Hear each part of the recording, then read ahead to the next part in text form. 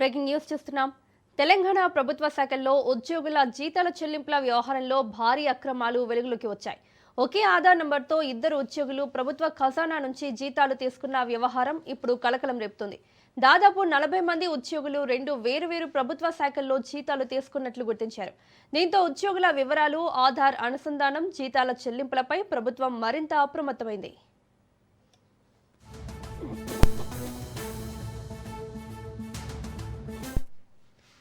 ఉద్యోగుల ఆధార్ వివరాలను మరోసారి క్షుణ్ణంగా ధృవీకరించాలని తెలంగాణ ప్రభుత్వం ఆదేశించింది.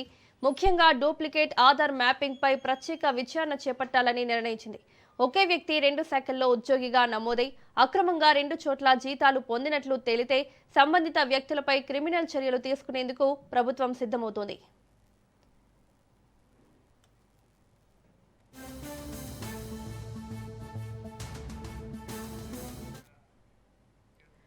ఈ వ్యవహారంపై సమగ్ర నివేదిక అందించాలని అన్ని ప్రభుత్వ విభాగాలను రాష్ట్ర ఆర్థిక శాఖ ఆదేశించింది.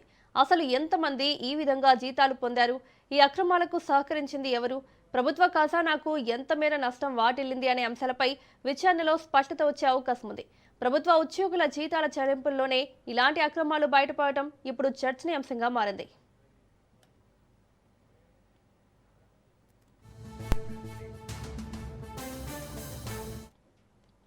ఇదే అంశానికి సంబంధించి మరిన్ని అప్డేట్స్ మా ప్రతినిధి సునీల్ లైవ్ లో అందిస్తారు.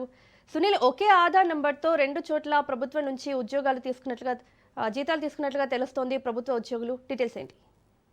తెలంగాణ రాష్ట్రంలో ఇప్పుడు ఒకే ఉద్యోగం, ఒకే ఆధార్ కార్డుతో రెండు ఉద్యోగాలు చేస్తూ రెండు జీతాలు తీసుకుంటూ చాలామంది ఉద్యోగులు ఈ రకంగా ప్రభుత్వ ఆదాయానికి గండి కొడుతున్నట్టు కూడా ప్రభుత్వం ఇప్పటికీ కొన్ని ఎవిడెన్స్ కూడా కలెక్ట్ చేసింది. ఇటీవల కాలంలో ఉద్యోగుల ఆధార్ కార్డుని లింకప్ చేసిన తర్వాత సుమారు 50,000 మంది ఉద్యోగులు, అంటే తెలంగాణ రాష్ట్రంలో దాదాపు చాలామంది లక్షల మంది ఉద్యోగులు వివిధ శాఖల్లో పనిచేస్తుంటారు. అందులో 50,000 ఉద్యోగులు ఈ ఒకే ఆధార్ కార్డుతో రెండు జీతాలు తీసుకుంటున్నట్లు కూడా ప్రభుత్వం ఇప్పటికి కొన్ని ఎవిడెన్స్ కూడా కలిగిస్తుంది. అందులో ముఖ్యంగా రెవెన్యూ శాఖ, మున్సిపల్ శాఖ, హెల్త్ డిపార్ట్మెంట్లో ఎక్కువగా డబల్ శాలరీలు తీసుకున్నట్లు కూడా ప్రస్తుతం అయితే కొన్ని ఎవిడెన్స్ కూడా ప్రభుత్వం సిద్ధం చేసింది.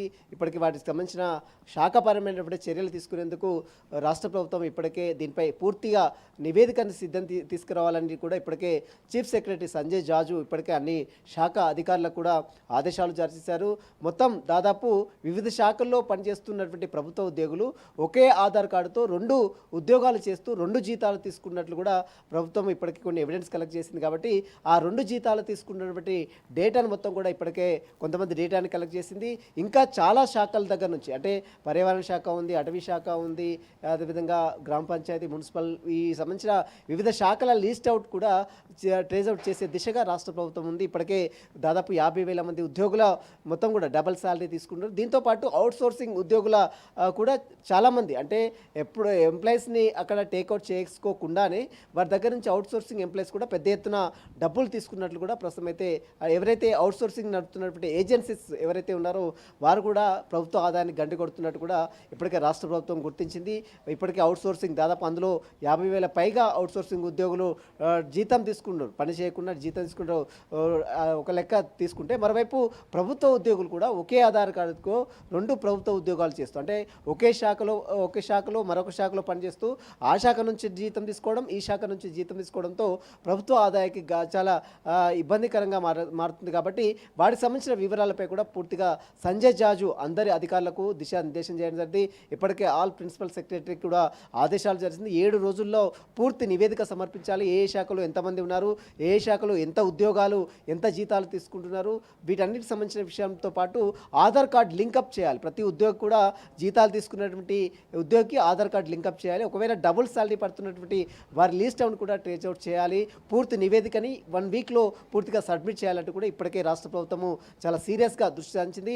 ఎవరైనా డబుల్ శాలరీ తీసుకుంటే వారిపై శాఖపరమైన చర్యలతో పాటు అవసరమైతే ఇప్పటివరకు తీసుకున్న శాలరీని మొత్తం కూడా పూర్తిగా రికవర్ చేసే దిశగా రాష్ట్ర ప్రభుత్వం కూడా అడుగులు వేస్తుంది. మరోవైపు క్రిమినల్ కేసెస్ కూడా నమోదు చేసేందుకు వెనుకాడొద్దు, ఖచ్చితంగా వారిపై క్రిమినల్ కేసెస్ నమోదు చేయాలి. అవసరమైతే వారి ఉద్యోగం కూడా సస్పెండ్ చేసే దిశగా చర్యలు తీసుకోవాలంటూ కూడా రాష్ట్ర ప్రభుత్వము సీరియస్గా ఈ విషయాలపై కూడా దృష్టి సారించింది.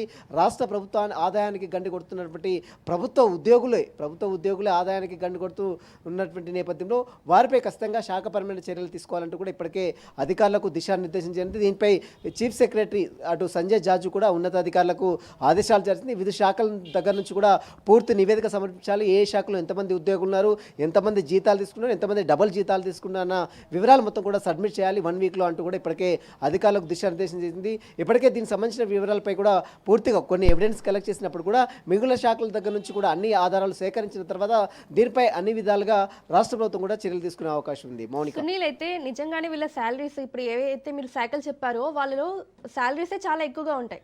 సో డబుల్ శాలరీ తీసుకున్నారంటే ఇక్కడ మనం అంచనా వేయచ్చు భారీగానే కుంభకోణం అయితే జరిగింది. సో ఈ వ్యవహారం ఇప్పుడు ఎలా బయటకు వచ్చింది? ఏ శాఖలు దొరికారు?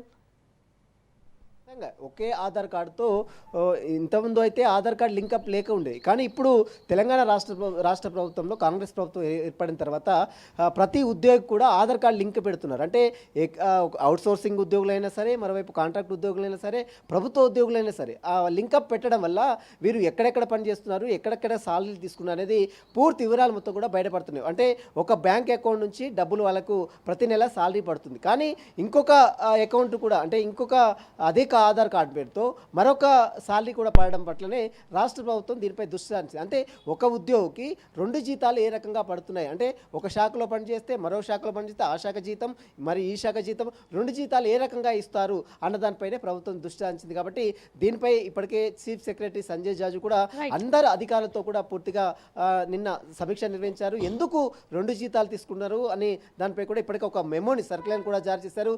ఎవరెవరు ఏ ప్రభుత్వ ఏ శాఖలో ఏ విభాగాల్లో ఏ శాఖలో 2 జీతాలు తీసుకున్నారు వారి లిస్ట్ అవుట్ మొత్తం కూడా ట్రేస్ అవుట్ చేయాలి.